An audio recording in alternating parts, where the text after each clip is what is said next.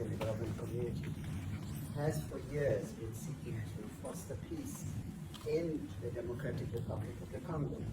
So all efforts, including those from outside the continent and inside the continent, are really worthwhile. We are removing our troops from there so that peace can then prevail in that whole area. And we hope that with the support of the international community, we will really have peace in that area. It's so vital, so important for the whole region. Well, we sent our people there, and I think we did a very good job. That's headed by my friend, and that was great. That was great. I mean, I'm just hearing phenomenal reports because all I'm hearing is death, and they're chopping heads off, and it's horrible over there. And it was really brave of you to go there, and I really appreciate it. And it looks like we have something very, very substantial. We also talked about trade with them in terms of rare earth and all, really more for the, it's like, if you take a look at what we just did with Pakistan and India, and we settled that whole, and I think I settled it with trade. We're doing a big deal with India, we're doing a big deal with Pakistan, and I said, what are you guys doing? You know, somebody had to be the last one to shoot. But the shooting was getting worse and worse, bigger and bigger, deeper and deeper into the countries.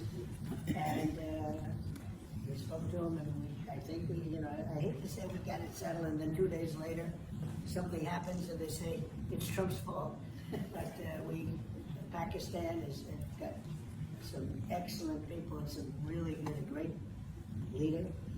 And India is my friend, Modi, and he's a mutual friend. Yeah. Very strong word. I'm wondering if you can make up your mind as to whether you believe genocide is occurring in South Africa, or you still doubt it. And if you have made up your mind, why invite President Ramaphosa here today? Well, I haven't made up my mind. I hate to see it from the standpoint of South Africa, but also, I'm trying to save lives. I'm working with Russia and Ukraine. I don't have to do that. It's not our war. It was started by other people.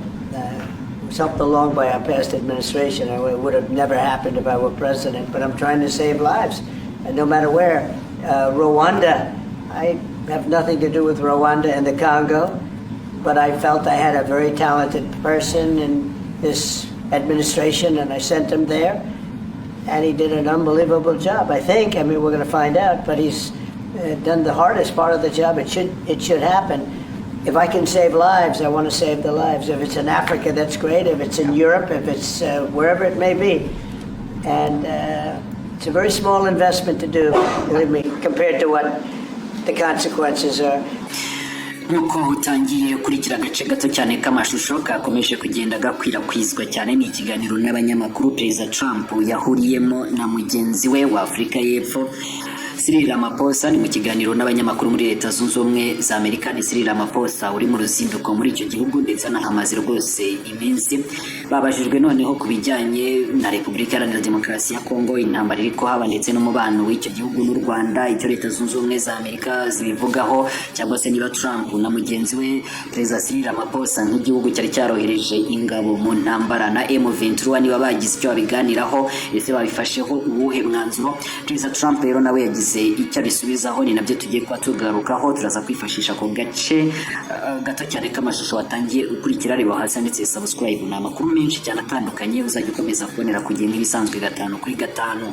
Ni Perezida wa Leta Zunze Ubumwe za Amerika Donald Trump yavuze ko nyuma y'uko icyo gihugu gitangiye ubuhuzane mu bibazo bya Repubulika Iharanira Demokarasi ya Kongo n'u Rwanda ngo hari intambwe imaze guterwa ngo kuko ibibazo kuri ubu ngubu biri mu nzira zo gukemuka. Byose yabitangaje kuri uyu wa 21 Gicurasi ni mu kiganiro yagiranye n'abanyamakuru muri White House ubwo yari yakiriye Perezida wa Afurika y'Epfo Cyril Ramaphosa. Trump yavuze ko ashishikajwe cyane no kubona umugabane wa Afurika ufite amahoro, ari nayo mpamvu icyo gihugu cyahisemo kuba umuhuza wa Repubulika Iharanira Demokarasi ya Kongo, kandi akavuga ko bikomeje kugenda bijya mu murongo mwiza wo gukemuka. Ati ngira ngo rero mwumvise ibyo twakoze binyuze mu bantu bacu b'abahanga. Dufite rwose umuntu w'umuhanga twohereje kandi ibintu biri kwihuta cyane, aradufasha guhosha intambara imaze imyaka n'imyaniko ndetse n'indi ntambara yatutumbaga hagati ya Kongo n'igihugu cy'u Rwanda, kandi ndatekereza ko twabikoze rwose. Urebye ko ibintu bimeze bikomeje kugenda bikemuka. Yakomeje avuga ko ubuyobozi bwe bugerageza guhosha amakimbirane hagati y'ibihugu bitandukanye, nubwo Amerika itaba wenda ifite aho ihuriye n'ibyo bibazo cyangwa se n'izo ntambara. Akavuga ko abo bashishikajwe bo nabo muri Leta Zunze Ubumwe za Amerika no gutabara ubuzima atitaye ku hantu ahariho. Niko Perezida Trump yakomeje abwira abo banyamakuru. Yatanze urugero rw'ibyo Amerika yakoze mu makimbirane y'Ubuhinde na Pakistani, ibyo irimo gukora mu kurangiza intambara y'Uburusiya na Ukraine, ndetse n'inzira yatangiye yo guhosha amakimbirane hagati ya Repubulika Iharanira Demokarasi ya Kongo n'igihugu cy'u Rwanda. Ati ndimo kugerageza gutabara ubuzima hatitawe ku hantu ahariho. Ntabwo rwose ngewe mfite aho nkuriye n'igihugu cy'u Rwanda cyangwa se na Kongo, ariko ntegereje ko mfite umuntu nizeye ufite impano mu bijyanye n'ubuyobozi nohereje hariya. Namwoherejeyo kandi yakoze ibintu by'ibitangaza, yakoze akazi gakomeye. Niba rero mu by'ukuri tugomba gukomeza kwizera ko amahoro azagaruka vuba cyane, bizarangira. Niba ngomba rero gutabara ubuzima bw'abantu, ngomba gutabara ubuzima haba muri Afurika, haba i Burayi, ahantu aho ariho hose ngewe ngomba gutabara.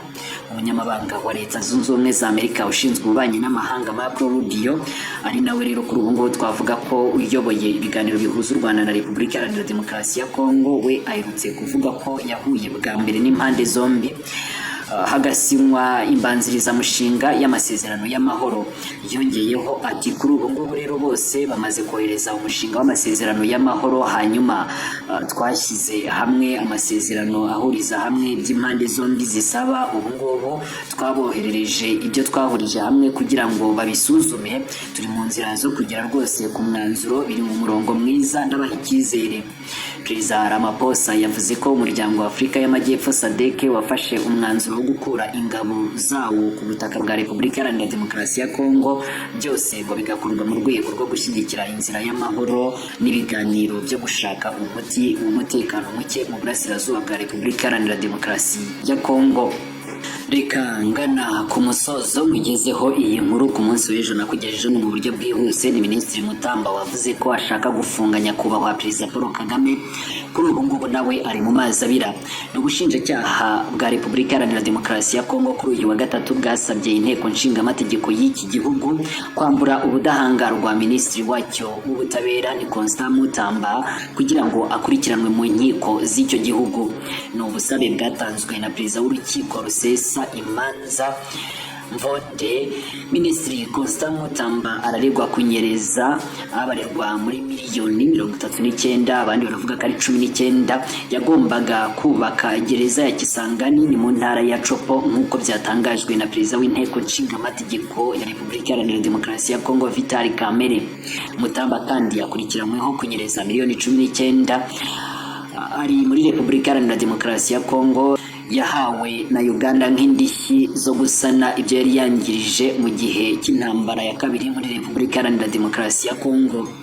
Vital Kamerhe yavuze ko nyuma y'ubusabe bw'ubushinjacyaha kuri ubu inteko nshingamategeko yamaze gushyiraho komisiyo yihariye igomba gusaba ibisobanuro Minisitiri Constant Mutamba n'imbere yo gutanga uruhushya rwo kumukoraho iperereza. Minisitiri Constant Mutamba yatangiye kugerwa amajanja ni mu gihe yakunze kwibasira igihugu cy'u Rwanda by'umwihariko na nyakubahwa Perezida Paul Kagame. Mu mwaka ushize ubwo ari muri gereza ya Munzenze iherereye mu mujyi wa Goma, yumvikanye yigamba ko azata muri yombi nyakubahwa Perezida Paul Kagame akamufunga. Si ibyo gusa, ni n'umwe mu bakunze gusohora inyandiko zishinja ibyaha, zikatira urwo gupfa n'ibindi byaha bitandukanye abayobozi ba FCM 23, ndetse rero yakunze no kugaragaza ko agomba kuzashyigikira uwo ari we wese watangiza intambara ku gihugu cy'u Rwanda. Ni mu mbwirwaruhame ze zo mu bihe bitandukanye. N'ubundi yakunze kumvikana avuga ko igihugu cye gikwiriye gutera igihugu cy'u Rwanda ngo bagakuraho ubutegetsi ngo kuko nibwo buryo bwonyine buzatuma Repubulika Iharanira Demokarasi ya Kongo igira amahoro. nawe yasohoye itangazo ashinja uyu wanditse iyi baruwa kuba ngo yaraguze amazu i Buruseli, nawe akavuga ko yanyereje imitungo. Yavuze ko mu minsi iri imbere abantu bazasobanukirwa ibiri kuba, bivuze ko rero tuzakomeza n'ubundi kubona aya mahano y'abategetsi ba Repubulika Iharanira Demokarasi ya Kongo bakomeje gukora mu gukomeza kunyereza umutungo wa rubanda.